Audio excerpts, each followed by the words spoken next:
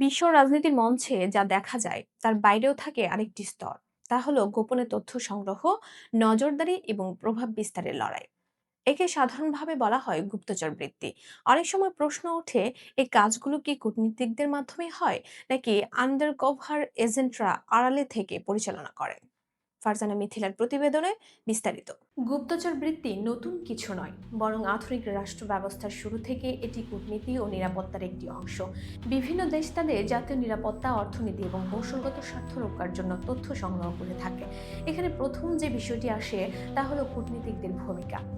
একটি দেশে থাকা দূতাবাস বা হাই কমিশনের কর্মকর্তারা সাধারণত বৈধভাবে তথ্য সংগ্রহ করেন, যেমন রাজনৈতিক পরিস্থিতি, অর্থনৈতিক অবস্থা বা জনমত। এটি তাদের দায়িত্বের অংশ।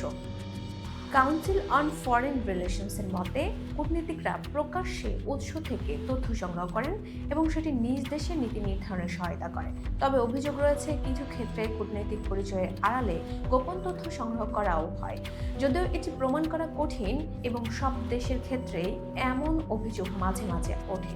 দ্বিতীয় গুরুত্বপূর্ণ অংশ হলো আন্ডার কভার এজেন্ট। এরা সাধারণত নিজেদের পরিচয় গোপন রেখে কাজ করেন। তারা ব্যবসায়ী, সাংবাদিক বা অন্য কোনো পেশার পরিচয় থেকে তথ্য সংগ্রহ করতে পারেন। গুপ্তচর বৃত্তি ও নিরাপত্তা নিয়ে কাজ করে সেন্ট্রাল ইন্টেলিজেন্স এজেন্সি এবং MI6 এর মতো সংস্থাগুলো।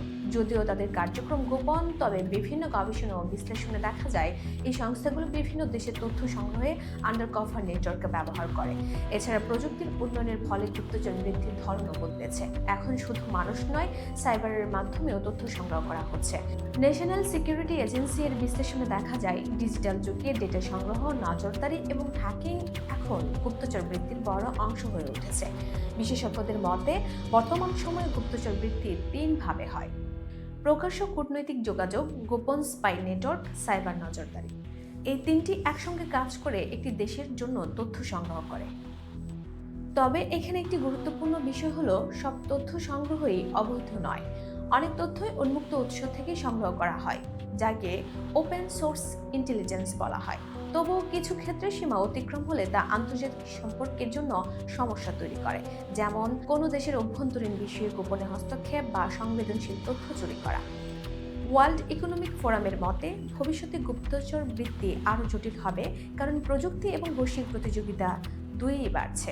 সব মিলিয়ে কূটনৈতিক এবং আন্ডারকভার এজেন্ট দুই পক্ষই বিভিন্নভাবে তথ্য সংগ্রহে ভূমিকা রাখে। তবে কে কতটা কাজ করছে তা সবসময় স্পষ্ট বোঝা সম্ভব নয়, কারণ এই পুরো কার্যক্রমই হয়ে থাকে গোপনীয়তা এবং সংবেদনশীলতার সাথে। শেষ পর্যন্ত প্রশ্ন থেকে যায়, আমরা যা দেখি সেটাই কি পুরো সত্য, নাকি এর আড়ালে আরো অনেক কিছু চলছে?